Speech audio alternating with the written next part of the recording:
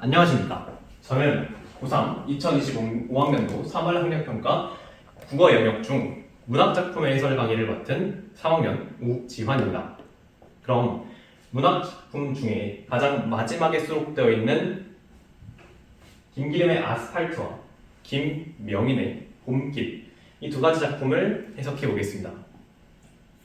먼저 이 시, 현대시 파트 같은 경우에는 사실 읽기에 그렇게 어려운 부분은 많지 않지만 사실 읽고 나서 그래서 이게 뭘 의미하는데? 라고 물어봤을 경우에 여러분들이 대답을 하지 못하는 경우가 정말 많습니다. 그만큼 어떤 주제의식을 드러내는 것이 아니라 상당히 꼬아서 제시를 하기 때문에 여러분들이 이해는 하지만 단편적으로 이해는 하지만 그래서 이게 뭔데? 라는 느낌을 지울 수가 없는 것이 바로 현대시라고 할 수 있겠습니다.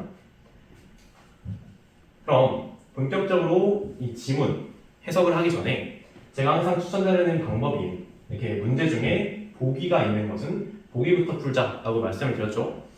이 작품에서도 마찬가지로 보기를 먼저 풀어보도록 하겠습니다. 보기 읽어볼게요. 시적 대상이 지닌 속성은 다른 대상으로 전이되면서 시적 의미를 풍부하게 한다. 그러니까 보기의 키워드는 전이겠죠. 가에서는 도시 문명을 대표하는 아스팔트에 자연물이 인접하여 배치됨으로써 생명력을 띤 것과 그렇지 않은 것의 경계가 완화되고, 그러니까 경계를 완화시킨대요. 나에서는 봄 들판과 바다라는 상이한 공간의 이미지가 중첩됨으로써 공간에 속한 대상의 속성이 화자의 내면에 공유된다 라고 합니다. 봄 들판, 그리고 바다, 전혀 어울리지 않는 두 가지의 공간의 이미지가 중첩됨으로써 공간에 속한 대상의 속성이 화자의 내면에 공유된다고 합니다. 전이라는 키워드를 주제로 보기를 던져주었으니까 우리가 시를 해석할 때도 전이라는 키워드에 초점을 맞춰서 해석하면 더 수월하게 해석이 되겠죠. 그럼 거두절미하고 이제 본문 해석 들어가도록 하겠습니다. 먼저 김기림 씨의 아스팔트라는 시를 해석해 보겠습니다. 아스팔트 위에는 4월의 석양이 졸리고, 첫 번째에서 아스팔트가 바로 이 시의 시적 대상임을 확인할 수 있습니다. 이런 아스팔트 위에 4월이라 했으니까 4월, 봄이죠. 배경, 계절적 배경이 드러나게 됩니다. 봄이라는 지형이 드러나게 되는 거죠. 잎사귀를 붙이지 아니한 가로수 밑에서는 오후가 손질한다. 잎사귀, 그러니까 가로수니까 나무긴 나무인데 잎사귀를 붙이지 않았대요. 그럼 나무를 딱 떠올려보면 우리가 초록색의 이미지를 형상화할 수가 있는데 잎사귀를 붙이지 않았으니까 약간 초록색도 아니고 약간 앙상한 듯한 느낌의 나무가 있는 거예요. 그러니까 이 두 가지 행에 따라서는 아스팔트라는 시적 대상을 어떻게 형상을 하고 있나? 잎사귀를 붙이지 아니한 가로수 밑에 있는 아스팔트이므로 생명력이 없다라는 이미지를 주고 있다라고 해석해 볼 수가 있습니다. 생명력이 없어요. 오케이. 그럼 이제 다음으로 가보겠습니다. 자, 소리 없는 고무바퀴를 시는 자동차의 아기들이 분주히 지나간 뒤에, 고무바퀴를 시는 자동차의 아기들이라고 했습니다. 이게 뭘까? 어쨌든 이게 뭔지 몰라도 분주히 지나간 뒤에라는 것을 보아 이 곳에서 분주한 도시의 느낌을 받을 수 있습니다. 그리고 그 다음, 여기가 굉장히 중요한데요. 너의 마음은 우울만 해져, 우울한 해져 라는 말이 있습니다. 우울한 해져 라고 합니다. 여기서 그리고 너라는 워딩이 사용됐습니다. 너. 우리가 지금까지 본 거는 아스팔트밖에 없는데 여기서 갑자기 너의 마음이라고 합니다. 화자가 너의 마음이라고 했으니까 너가 뭘까? 너가 바로 아스팔트라는 겁니다. 아스팔트는 사람이 아닌데 사람처럼 했으니까 이거 의인법이겠죠? 의인화가 될 것입니다. 그리고 너의 마음은 이라고 표현을 했어요. 이인화를 해서. 그래서 얻는 효과가 뭘 것 같습니까? 바로 아스팔트와 화자의 심리적인 거리를 좁혔다는 거예요. 심리적인 거리가 줄어들었습니다. 아스팔트와 내가 점점 더 가까워지고 있구나. 그리고 우울한 해저라고 했으니까 아스팔트가 현재 하나의 속성을 가지고 있다라고 해석할 수가 있어요. 그 하나의 속성은 우울함입니다. 우울, 마이너스적인 그런 속성이죠. 이어서 해석해 볼게요. 너의 가슴은 구름들의 피곤한 그림자가 때때로 실어오는 회색의 잔디밭, 아스팔트를 이렇게 표현하고 있네요. 자, 그럼 너 역시 아스팔트겠죠. 너의 가슴은 구름들의 피곤한 그림자가 때때로 실어오는 회색의 잔디밭이라고 했어요. 그러니까 회색이라고 했으니까 여전히 무채색이니까 우울하다는 그런 키워드는 남아있을 것이고, 그러나 여기서 한 가지 속성이 더 추가가 되는데, 그림자가 때때로 쉬러 온다고 했으니 아스팔트는 쉬게 해준다, 이런 속성이 있을 거예요. 그리고 쉬게 해준다는 그런 속성은 우울하다라는 속성과 반대적으로 대조적으로 플러스적인 속성을 가지고 있음을 확인할 수가 있습니다. 우리는 지금까지 아스팔트가 마이너스적인 속성 하나, 그리고 플러스적인 속성 하나, 이렇게 두 가지 속성을 가진다는 것을 이 시를 통해서 알아보았습니다. 그리고 마지막, 바다를 꿈꾸는 바람들의 탄식을 들으러 나오는 침묵한 행인들을 위하여 작은 아스팔트에 보이는 지평선의 흉내를 내게 됩니다. 이게 무슨 말일까? 바다를 꿈꾸는 바람들의 탄식을 들으러 나오는 침묵한 행인들을 위하여. 그러니까 침묵한 행인들을 위하여인데, 그 행인들이 바람들의 탄식을 들으러 나오는데 그 바람이 바로 바다를 꿈꾼다, 뭐 이런 식으로 해석이 되겠죠. 작은 아스팔트에 보이는 지평선의 흉내를 낸다라고 했으니까 아스팔트가 약간 바다처럼 해주고 싶나 봐요. 그래서 아스팔트가 바다의 속성도 지니고 있을 수도 있겠다라는 생각을 해볼 수도 있으면서, 행인들이 도대체 뭘까라는 생각을 해봐야 될 것 같아요. 그리고 아스팔트 같은 경우에는 농촌이나 발전되지 않은 지역에서는 그냥 흙길로 남아있지 아스팔트가 덮여있는 건 없잖아요. 그런 관점에서 봤을 때 행인들은 비교적 발달된 그런 거주지에 살고 있는 사람들일 가능성이 높고, 결국 행인들은 현대인을 의미한다고 합니다. 그러니까 현대인들을 위해서 작은 아스팔트의 거리는 마치 안식처, 지평선의 흉내를 내면서 바다의 속성까지 띄게 된다는 것을 우리는 인지할 수가 있습니다. 김기림 아스팔트 해석 완료했고, 이어서 꽃 봄길 해석해 보도록 하겠습니다. 그런데 이 봄길이라는 시는요, 약간 심오해요. 해석하기가 난해하고, 보면 꽃이 피네요. 봄들도 나오는데 갑자기 건너기가 힘들. 봄을 어떻게 건너지? 그리고 갑자기 배가 나오기도 하고, 갑자기 꽃잎도 나오고, 봄의 속성도 있고 바다의 속성, 배의 속성도 있죠. 속성이 두 가지예요. 그래서 여러분들이 그냥 이렇게 해석을 하게 되면 그냥 갈피를 못 잡는 거예요. 이게 도대체 무슨 소리일까? 라는 생각밖에 안 드는 거예요. 그래서 우리가 아까 보기를 읽었으니까, 보기가 아까 뭐라고 했냐면 전이한다고 했어요. 그러니까 그런 생각이 드는 거예요. 봄의 속성이랑 배의 속성이 서로 두 가지의 다른 속성이 어떻게 보면 전이가 됐겠다. 그렇게 해서 주제의식을 우리들한테 전달하려고 하는구나 라는 것을 우리가 느낄 수 있습니다. 그래서 제가 여기에 써놨는데, 첫 번째 속성이 바로 김제 봄 들판을 지나는 화자의 현재 상태가 바로 첫 번째, 제가 빨간색으로 앞으로 필기할 그런 속성으로 자리를 하고 있고요.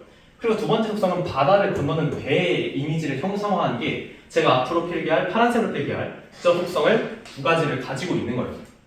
그러면 이 두 가지가 서로 각각에 존재하지 않고 어떻게 되냐면, 두 가지의 이미지가 서로 중첩합니다. 그러니까 김제 봄들판 설명하다가 다 설명한 다음에 배의 이미지를 뒤이어 설명하는 게 아니라 봄, 바다, 봄, 바다, 봄, 바다, 이런 식으로 서로 중첩되면서 설명을 한다 이거예요. 그리고 그 과정에서 화자의 내면을 드러냅니다.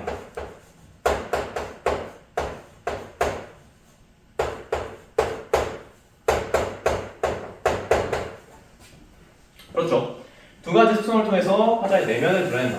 그런데 이거 내가 이렇게 설명을 해서 그렇지, 보면 보기에 나오는 다른 대상으로 정의되면서 시적 의미를 풍부하게 한다는 거랑 다를 게 없어요. 이거나 이 설명이나 서로 같은 의미를 공유한다는 거죠. 그럼 오케이, 이 시가 전의를 활발하게 활용하는 시구나 라는 걸 우리가 알게 됐어요. 자, 그럼 이제 본격적으로 해석해 보겠습니다. 자, 첫 번째 줄, 꽃이 피면 마음 반격들 한층 촘촘해져 김제봉들 건너는데 몸 건너기가 너무 힘들다.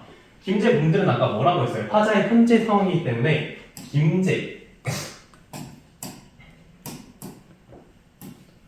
김제라는 건 화자의 공간적 배경입니다. 오케이. 김제봉 들판을 건너는데 몸 건너기가 너무 힘겹대요. 갑자기 몸도 건너네. 그러니까 이거는 아마 다른 속성의 몸이 아닐까라고 생각을 해볼 수가 있는 거예요. 자, 이어서 해석해 보겠습니다. 피기도 전에 봉오리째 저 내는 그 꽃잎 부리러 라고 합니다. 이 배는 신포 어디쯤에 닿아서 헤맨다 라고 하네요. 자, 배. 그러니까 두 번째 이미지를 우리가 알 수 있는데 그 배가 어디로 가는가? 신포 어디쯤에 닿아서 헤맨대요. 그럼 신포 어디쯤은 어딜까? 생각을 해보니까 화자가 향하고자 하는 곳이겠죠. 그러니까 화자의 어려움을 해소하기 위해서 향하는 곳입니다. 그게 바로 신포 어딘가 라는 거예요. 오케이, 알았어. 그럼 저 망망대해라는 뜻이죠. 망망대해 다 쓸고 온 꽃샘바람 거기 부는 듯. 그러니까 망해, 갑자기 배의 속성에서 꽃샘바람, 봄의 속성으로 넘겨지죠. 전이가 되는 거죠.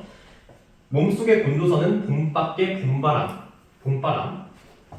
또 첫 번째 속성으로 돌아왔어요. 근데 여기 느낌표 보이시죠? 느낌표는 당연히 영탄법의 일종입니다. 영탄법도 쓰였구나. 감탄. 눈앞 해발이 양쪽 날개 펼친 구름 사이로 스미려다 골짜기 비집고 빠져나오는 염소떼와 문득 마주친다고 합니다. 새로운 키워드가 나오는데 이게 아직 이거에 관련된 건지 잘 모르겠으니 염소라는 단어는 하이라이트 쳐주도록 할게요. 자, 염소도 제 한 몸 한 척 배로 따로 뛰어든지. 여기가 정말 중요한 문장입니다. 자, 염소라는 키워드가 있는데 그게 제 한 몸. 그러니까 몸은 어떤 키워드냐면 그러니까 꽃 들판에 있는 그런 몸을 의미하고요. 한 척 배라는 거는 뭘 의미하느냐? 한 척 배니까 아까 두 번째 속성 바다를 건너는 배 이미지를 형상화한다는 것을 알 수가 있어요. 그러니까 염소는 첫 번째 속성도 아니고 두 번째 속성도 아니에요. 그러면 염소는 뭐냐? 첫 번째 속성과 두 번째 속성이 전이돼서 나온 그런 결과물이 바로 염소떼라는 것을 확인할 수가 있습니다. 자, 보면요. 만경, 저쪽이 포구라는 듯 새끼 염소 한 마리 지평도 뿌우면 황사길 타박거리며 온다. 그러니까 새끼 염소 이야기를 계속하고 있어요. 그런데 아까 제가 뭐라고 했냐면 이 두 가지의 속성을 중첩해서 나오는 게 자신의 내면을 드러내는 거라고 했죠. 그런 관점에서 봤을 때 두 가지 속성이 서로 전이돼서 중첩돼서 나오는 이 염소라는 키워드는 곧 자신의 처지를 형성화하는 것이라고 할 수가 있습니다. 염소는 곧 본인의 내면, 본인의 처지인 거죠. 자, 그럼 염소가 한 행동을 볼게요. 만경, 저쪽이 포구라는 듯 포구는 또 바다의 이미지고 새끼 염소 한 마리, 지평도 뿌연 황사길 타박거리며 간다. 그러니까 이거는 땅 위를 걷는 거니까 어떻게 보면 바다의 속성은 아닌 거죠. 그러니까 본인은 지금 뭘 하고 싶은 거냐? 어디론가 가고 싶은 거예요. 근데 그 어디론가 가고 싶은 거는 아까 신포라고도 말했는데 어려움을 해소를 하기 위해서 향하는 곳을 의미합니다. 자, 다음 문장 보겠습니다. 마음은 곁가지로 펄럭거리며 덜 핀 꽃나무 둘레에서 멈칫거리자. 하지만 남몰래 충렁거리는 상심은 아지랑이 넘어 끝내 닿을 수 없는 한 구 몇 개는 더 지워야 한다고 라는 문장이 나오는데 사실 저는 실전에서 이 두 가지 문장 해석하지 못했습니다. 하지만 찾아본 결과 여기서 문장이 이렇게 두 가지로 나뉠 수가 있더라고요. 새로운 색깔을 꺼내들고 멈칫거리자 하지만 여기서 쉼표 같은 게 하나 있는 거예요. 그러니까 마음은 곁가지로 펄럭거려. 그러니까 이 마음도 들고 저 마음도 들러. 그래서 꽃나무 둘레에서 이만 멈추자. 스탑. 여기서는 스탑의 이미지. 그러나 다음 문장에서 남몰래 출렁거리는 상심. 그러나 또 한편으로는 이란 뜻이겠죠. 또 한편으로는 아지랑이 넘어서 끝내 닿을 수 없는 항구 몇 개는 더 가야 된다. 그러니까 약간 이런 두 가지 상반된 생각을 가지고 있는 거예요. 화자가. 그러니까 내적 갈등을 어떻게 보면 하고 있다라는 생각을 하고 있어야 돼요. 할 수 있어야 돼요. 내적 갈등을 하고 있다. 근데 뭐에 대한 내적 갈등이야? 내가 아까 가고 싶었던 그 곳으로 좀 더 향해야 하는지 아니면 이만 멈춰야 하는지 이 두 가지 관점에서의 내적 갈등을 보여주고 있는 그런 문장이었다라고 해석하시면 완벽하게 해석하는 겁니다. 자, 여기까지 이제 해석을 완료했어요. 마지막 한 문장이 남았죠.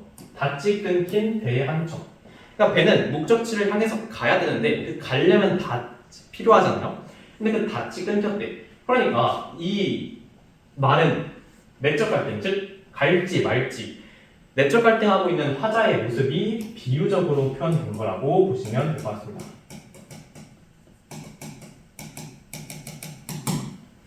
자, 이렇게 해서 두 가지 시 아까 지문, 텍스트 해석은 완료가 됐습니다. 이제 문제 해석으로 넘어가도록 할게요. 자, 31번. 가와 나의 공통점으로 가장 적절한 것을 찾으라고 합니다. 현재형 어미를 사용하여 1번. 현재형 어미를 사용하여 시적 상황을 제시하고 있는가? 그럼 보면 돼요, 그냥. 보자. 간다, 마주친다, 헤맨다. 일단 나는 현재형 어미 맞고 가를 본다면 오가 손질한다, 울한 해줘, 회색의 잔디밭, 흉내를 낸다. 즉, 가와나 동시에 현재형 어미를 사용하고 있으니까 그냥 1번이 정답이 되네요. 하지만 2, 3, 4, 5 왜 오답인지 분석해 드리도록 하겠습니다. 2번, 명함의 대비. 명함의 대비는 확실하게 드러나지 않았어요. 특히 명함. 뭔가 명함의 대비라 하면 여기 두 개는 뭔가 밝은 느낌, 어두운 느낌 이렇게 해석할 수 있긴 해요. 근데 그 아스팔트 같은 경우는 별로 그렇게 해석할 건덕지가 별로 없기 때문에 그리고 작품의 주제를 형상화하고 있는가? 라는 관점에서 볼 때도 명함의 대비로 어떤 주제를 강조한다, 주제를 형상화한다? 이거는 별로 바람직하지 않다고 생각합니다. 명함의 대비가 있을지 먼저. 3번. 동일한 색채를 반복하여 시적 은유를 형성하는 거 별로 없었습니다. 음성 상징어 활용하여 대상의 모습을 묘사하고 있느냐라고 합니다. 음성 상징어를 활용하여 대상의 모습을 묘사하는가 이런 거에 대해서도 한번 살펴보도록 하겠습니다. 음성 상징어가 아예 없는 것은 아닙니다. 여기 남몰래 출렁거리는을 잘 보시면 출렁거리는 음성 상징어거든요. 근데 음성 상징어긴 한데 대상의 모습을 묘사하냐? 출렁거리는 상심을 묘사하는 건 아니에요. 상심을 형체가 있는 게 아니니까 상심이라는 것을 묘사할 수는 없습니다. 그리고 가와 나의 공통점인데 나에만 발견이 되어 있기 때문에 4번도 정답이 아니고요. 5번 보면 영탄적 표현을 통해 태도를 드러내고 있다고 했습니다. 영탄적 표현은 있긴 있었어요. 나 선지에서 있었어. 돈 밖에 본바람 라고 영탄적 표현이 하나 나왔었습니다. 그러나 가에는 없었어요. 즉 이것도 답이 아니라는 거고 31번을 따라서 정답이 1번이라고 여러분들이 파악해 주시면 되는 문제입니다. 자, 32번 또 보기가 있었네요. 일단 32번 해석해 보도록 하겠습니다. 보기를 바탕으로 A를 이해하는 것으로 적절한 것은이라고 했으니까 A가 뭔지 한번 보면 A가 뭐예요? 아스팔트라는 시에서 너의 마음은 우울한 해적. 그러니까 심리적인 거리를 좁혔다. 이 부분. 그리고 구름들의 피곤한 그림자가 쉬러오는 잔디밭. 그러니까 쉬게 해주는 속성도 있는 거. 우울한 속성에서 휴가 되는 거죠. 그럼 보기 한번 볼까요? 시에서 특정 호칭의 사용. 그러니까 너라는 거겠죠. 아스팔트에서는 너라는 호칭이 사용됐으니까. 대상 간의 관계나 거리를 조성해서 정서를 나타내는 기반이 된다. 맞죠? 아스팔트랑 나의 심리적 거리가 가까워졌으니까. 그럼 선지해 보도록 하겠습니다. 1번 보겠습니다. 대상과의 심리적 거리를 좁혀서 화자의 우울함을 대상에게 투영한다. 맞죠? 왜냐면 아스팔트가 회색빛 이미지, 그러니까 무채색의 그런 정서를 가지고 있었는데 그걸 멀리서 봤을 땐 그냥 그런갑다 했는데 너라고 하니까 네가 우울한 것도 알겠고 근데 그 와중에 다른 사람들을 쉬게 해주는 속성까지 알게 됐잖아요. 친밀감을 통해서 화자의 우울함을 대상에게 투영한다. 이것도 맞는 표현 같아요. 2번. 대상과 각별한 관계를 형성하여 화자가 느낀 경이로움을 나타낸다. 대상과 각별한 관계를 형성하는 건 뭔가 맞을 수도 있을 것 같아. 근데 화자가 느낀 경이로움을 나타내? 화자는 경이로움을 느낀 적이 없습니다. 너의 마음은 우울한 해적. 경이롭지 않죠? 너의 가슴은 구름들의 피곤한 그림자가 뜻대로 실어오는 회색의 잔디밭. 전혀 경미롭지가 않습니다. 3번. 거리를 둔다? 이것도 말이 안 돼요. 더 가까워졌는데, 그죠? 4번. 대상과의 관계를 회복시켜 화자의 권태로움을 해소한다. 근데 이거 약간 잘못된 해석인 것 같은 게 회복시킨다는 거는 옛날에는 좋았는데 상태가 안 좋아졌다가 그걸 다시 회복시키는 걸 회복이라고 하죠. 아스팔트는 처음에 봤을 때는 상태가 좋았던 적이 없어요. 갑자기 가까워진 것뿐이지 회복이라는 단어는 약간 적절하지 않은, 적합하지 않은 단어라고 생각합니다. 자, 5번 보겠습니다. 세상과의 관계를 역전시킨 거 전혀 구현되지 않았으니 답은 그대로 1번이 될 것 같아요. 자, 33번 보겠습니다. A에서 C에 대한 이해로 적절하지 않은 것을 고르라고 했습니다. A랑 C 뭔지 살펴보겠습니다. 자, 여기 써드릴게요. A는 김제 분들입니다.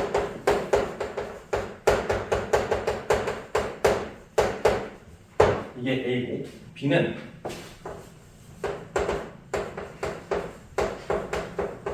신포라고 합니다. 그리고 C는 뭐냐?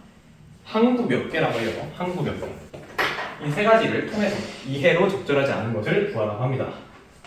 그리고 항구 몇 개에 대한 설명 간단하게 더 해드리면 항구 몇 개가 나오는 그런 부분이 끝내 닿을 수 없는 항구 몇 개는 더 지워야 한다고 라는 문장이라서 두 생각 사이에서 번민하는 화자의 내면을 형상화하는 거에 있는 항구 몇 개라고 생각하면 됩니다. 자, 33번 1번 A에서 김제 봄 들판에서 화자는 꽃이 피는 것과 내면의 변화, 간의 관련성을 의식한다고 합니다. 꽃이 피는 것과 내면의 변화간의 관련성 당연히 의식했기 때문에 이런 두 개가 중첩될 수 있었던 것 같죠. 1번 맞는 선지입니다. 2번 A에서 건너기의 힘듦을 자각한 화자는 이를 해소하고 싶은 마음에 B로 향한다. 신포로 향한대요. 그러니까 건너기의 힘듦이라는 것은 곧 자기 인생의 힘듦, 자기 인생의 어려움을 뜻하겠죠. 그것을 자각한 화자는 B로 향하는데 그 이유가 바로 그 어려움을 극복할 수 있는 그런 공간이기 때문에 그를 해소하고자 향하는 곳이기 때문에 2번 선지도 정답인 성지가 되겠습니다. 3번 볼게요. B에서 신포에서 화자는 거기에 부는 꽃샘바람을 몸속에서 감각적으로 느끼고 있는지 한번 찾아볼까요? 꽃샘바람이 거의 부는 듯하대요. 몸속의 곤두서는 봄 밖에 봄바람이라고 했으니까 꽃샘바람이 불고 있는데 그것을 몸속에 곤두서는 봄바람이라고 했으니까 그 말이 바로 몸속에서 감각적으로 느끼고 있다. 맞는 선지가 되겠습니다. 4번 마음과 상심 사이에서 번민하는 화자는 자신을 B와 C 사이에 놓인 닻이 끊긴 배 한 척으로 인식한다. 아까 뭐라고 했습니까? 신포, 항구 몇 개. 그러니까 항구 몇 개는 신포를 가기 위해서 넘어가야 할 장애물이기 때문에 B와 C 사이라고 하면 멈출지 더 갈지 스탑, 고 그 이미지라고 했죠. 그래서 그걸 밧지 끊긴 배 한 척으로 비유한다라고 아까 말씀드렸으니까 4번도 맞는 선지가 되는 거예요. 5번 보면 C, 항구 몇 개에서 화자는 자신의 목적지를 끝내 닿을 수 없는 곳이라고 인식하는가의 관점에서 보면 끝내 닿을 수 없는 항구 몇 개는 더 지나야 한다고가 고의 속성이었어요. 스탑이 멈칫거리자, 그러니까 멈추자라는 거는 스탑이 목적지를 설정하지 말자, 그래서 포기하자라는 거고 고라는 속성이 야 그래도 신포까지 한번 가보자 라는 의미인데 거기에 있는 끝내 닿을 수 없는 항구 몇 개는 더 지워야 한다고 라는 이미지니까 항구 몇 개는 끝내 닿을 수 없는 게 아니라 신포까지 가는 장애물에 불과한 거지 여기서 화자가 항구 몇 개가 끝내 닿을 수 없으니까 그만 가자라고 하는 게 아니에요. 항구 몇 개가 끝내 닿을 수 없을 것 같이 보이지만 그걸 지나간다면 신포가 결국엔 보일 것이다 라고 말하는 게 화자이기 때문에 이것도 아닙니다. 그리고 심지어 이거 아닌 이유 자신의 목적지는 신포예요. 신포인데 끝내 닿을 수 없는 곳이라고 인식하였더라도 항구 몇 개를 인식한 건데 항구 몇 개가 신포는 아니죠. 그래서 5번이 절대적으로 잘못된 선지다 라고 해서 33번의 답은 5번이 되는 것입니다. 마지막 33번 문제 보도록 하겠습니다. 보기를 바탕으로 가와 나를 감상하는 것으로 적절하지 않은 것을 고르라고 했습니다. 보기는 아까 설명했으니까 넘어가겠습니다. 가에서 4월의 가로수는 잎사귀를 붙이지 아니한 상태로 제시되어 생명력을 띠지 않은 아스팔트 수성이 전이되는 것 같고요. 나에서 여기다 나에서 들판을 건너는 화자의 몸은 바다를 건너는 배와 중첩되어 화자의 부유한 내면을 드러낸다. 아까 설명했듯이 맞죠? 맞겠습니다. 자, 2번 가에서 고무바퀴를 싣는 자동차의 아기들이 분주하게 움직이는 모습은 자동차가 지닌 분주함이 아스팔트에 정의되어 자동차와 아스팔트의 경계가 완화되고 있음을 드러낸다. 자동차가 분주하게 움직이는 모습이 자동차가 지닌 분주함이 아스팔트에 전이되어 이런 느낌은 저희가 받은 적이 없어요. 저희가 아예 아스팔트에서 받은 느낌은 우울한 마이너스적인 속성 그리고 그럼에도 불구하고 사람들 쉬게 해준다는 플러스적인 속성이 두 개밖에 없는데 분주함이 전이된 건 일단 아니고 경계가 완화된 것도 나타나지 않아요. 그래서 정답은 2번이 될 것 같습니다. 3번 가에서 지평선의 흉내를 내는 작은 아스팔트의 거리가 행인들을 위하는 존재로 포착된 것은 바다의 속성 공유한 거 플러스적인 속성 공유한 거 맞으니까 플러스 속성 공유한 게 맞으니까 정답 옳은 성제가 되겠습니다. 3번 보면 나에서 들판과 바다라는 공간의 중첩은 염소도 제 한 몸 한 척 배로 따로 띄우는 것을 전해내면서 화자가 염소에게 자신의 처지를 발견하고 있음을 드러내는 거 아까 설명했죠? 맞습니다. 5번 나에서 새끼 염소가 가는 지평도 뿌연 황사길은 화자가 향하는 아지랑이 넘어와 중첩되며 지향하는 바가 이루어지기 쉽지 않으려는 인식을 암시한다. 한번 볼까요? 일단 염소가 화자랑 중첩된다는 거예요. 그러니까 염소가 하는 게 화자가 하는 거예요. 근데 화자는 염소는 뿌연 황사길로 가고 있어요. 근데 황사길의 이미지 먼지가 막 이렇게 날라오는데 거길 쉽게 걸어갈 수 있냐라고 그러면 절대 아니겠죠. 그러니까 염소도 갈 길이 어려운데 화자는 얼마나 어렵겠습니까? 결국 5번이 말하는 자신이 지향하는 바가 이루어지기 쉽지 않으리라는 인식을 암시하는 것은 옳은 선지가 될 수 있겠네요.